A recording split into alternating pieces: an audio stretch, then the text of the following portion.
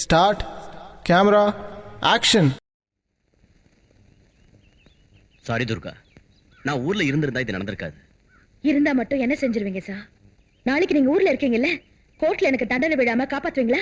SI சொல்ற சாட்சியம் செல்லாதுமா. செல்லாம போறதுக்கு அந்த எஸ்ஐ இப்போ சஸ்பென்ஷன்ல இல்ல சார், உத்தியோகத்துல இருக்காரு.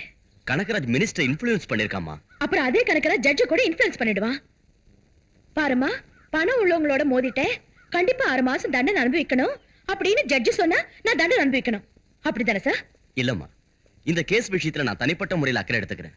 நீ விடுதலை ஆயிடுவாங்கிற நம்பிக்கை எனக்கு இருக்கு. சார், இந்த பொண்ணை பார்க்க அவங்க அக்கா வந்திருக்காங்க. வரமாட்டேன்னு சொல்லு. என்னம்மா அது? அக்காவோட பேசுறதுக்கு என்ன? புருஷனை குருட்டுத்தனமா நம்பின என் அக்கா கண் திறக்கிற வரையில அது கண்ணில் நான் பட மாட்டேன். நான் என்ன தப்பு செஞ்சேன்? உண்மையை தானே சொன்னேன். கொலை நடந்த அன்னைக்கு ராத்திரி அவர் வீட்டுல இருந்த விஷயம் பொய்யா? துர்கா எப்பவும் போய் பேசாது. அப்படின்னா என் மனைவி சொல்றது பொய்யா? அது சரி, நீ யாரா என் குடும்ப விஷயத்துல தலையிடறதுக்கு? என்ன அப்படி பேசுற? அவ என் ஃப்ரெண்டு. பொல்லாத ஃப்ரெண்டு. ஒரு பொண்ணுக்கு பல வீசறதுக்காக உனக்கு பொம்பளை வேஷம் போட வச்ச பொண்ணு. பொண்டாட்டியை மோசம் பண்ணி வாடுறவ நீ யாரா சொல்றது? ராஸ்கல்.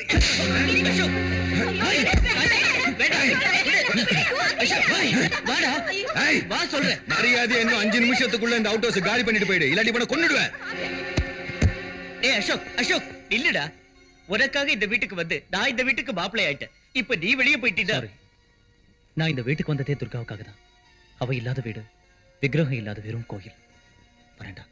வேண்டாத ஒரு கடிதம் வந்து என் விதியுடன் விளையாடுகிறது. ஐயையோ ஐயையோ ஐயையோ. Sir post. அங்க போட்டு போ. ஸ்டாம்ப் எல்லாம் வந்திருக்கு சார். சென்ட்ரல் கவர்மெண்ட்டுக்கு 7 ரூபாய் லாஸ். யாருக்கு? அசோக் குமார். அவன் வீட காலி பண்ணிட்டு போயிட்டான். போகும்போது குப்பை தொட்டில போட்டு போ. குப்பை தொட்டி இல்லையா? இது நீ கஷ்டப்பட்டதுக்கு. இது உன் பொண்டாட்டியை கோர்ட்ல பொய் சொல்ல வச்சதுக்கு. ஆமாமா, கஷ்டப்பட்டு பொய் சொல்ல வச்சங்க. ஐயா, செத்து போன ரயில்வே ஆபீசர் பதவிக்கு கவர்மெண்ட் அப்பாயிண்ட் பண்ண புது ஆபீசரு அங்க மன்மத நிலையில மயங்கி இருக்காரு. ஆபீசர் சார், உங்க ப்ரோகிராம் முடிஞ்சதும் ஐயா கீழே வர சொன்னார். ஆபீசர் சார், இதோ 10 லட்சம். வேலை முடிஞ்சது இன்னும் 10 லட்சம் தர்றேன். என்ன எழுதணும்னு என் லாயர் சொன்னார்ல? சொன்னார். பாலத்தை நீங்க ஸ்ட்ராங்கா கட்டினீங்க, தீவிரவாதிங்க தான் பாம்பு போட்டு உடைச்சிட்டாங்க.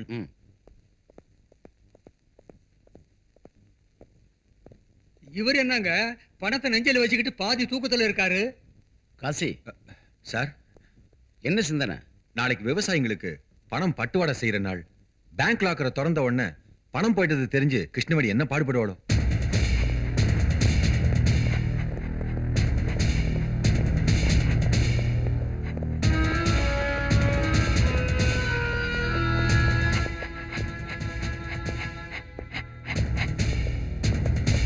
சார், இந்த பேங்க் மேனேஜர் இவங்க தான்.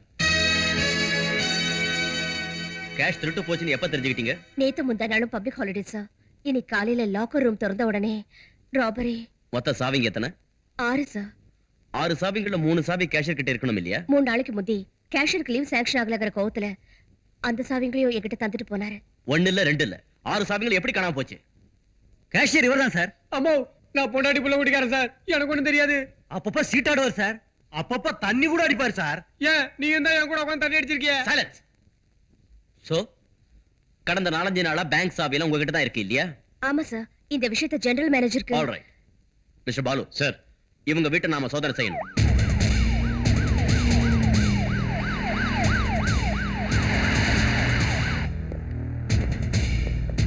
நல்ல சோதனை பண்ணுங்க.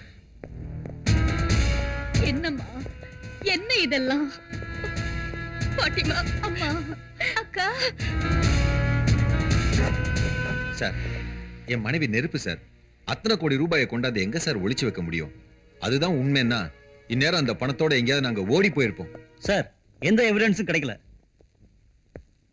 எந்த எவிடன்ஸ் கிடைக்காட்டி போனாலும் இந்த கேஸ்ல நீங்க சந்தேகத்துக்குரிய நபர். எங்களுக்கு தெரியாம இந்த சிட்டியை விட்டு நீங்க வெளியே எங்கேயும் போக கூடாது.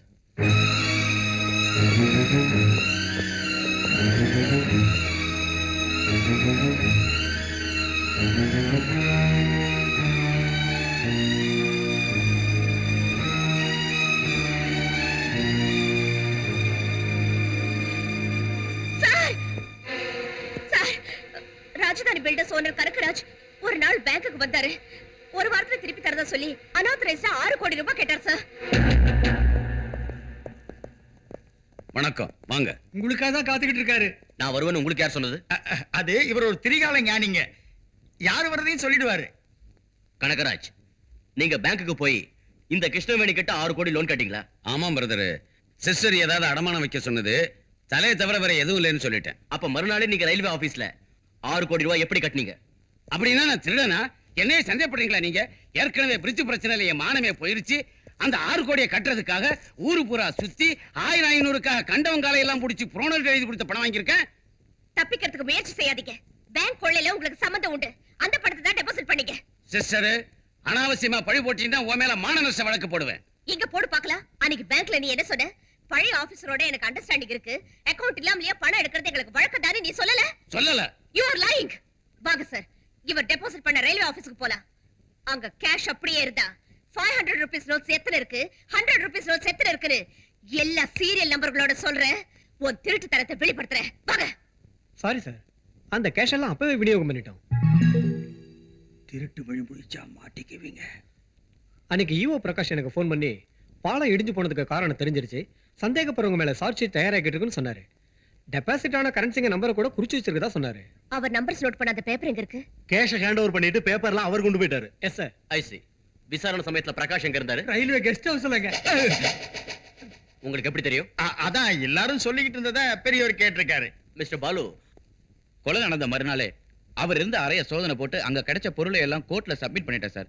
அதுல அப்படி பேப்பர் எதுவும் இல்ல சார். சாரி கிருஷ்ணவேணி, அந்த பேப்பர் கிடைக்கிற வரைக்கும் குற்றவாளி கிடைக்க மாட்டான். லெட்டரா யாருக்கு? உங்க வீட்ல வாடகைக்கு இருக்காரு அசோக் குமார், அவருக்கு. அவன் இங்க இல்ல சார். ஒரு 7 ரூபீஸ் கொடுங்க. 7 ரூபீஸா? எதுக்கு? இந்த கவர் மேல ஸ்டாம்ப் போட்டல சார். 7 ரூபீஸ் சென்ட்ரல் கவர்மெண்ட்க்கு. உன்னை வெட்டிடுவேன் டேய். இப்பவே அந்த மடைய என்கிட்ட 5000 ரூபாய் லாஸ். இன்னும் 7 ரூபீஸ் கட்டணுமா சென்ட்ரல் கவர்மெண்ட்க்கு?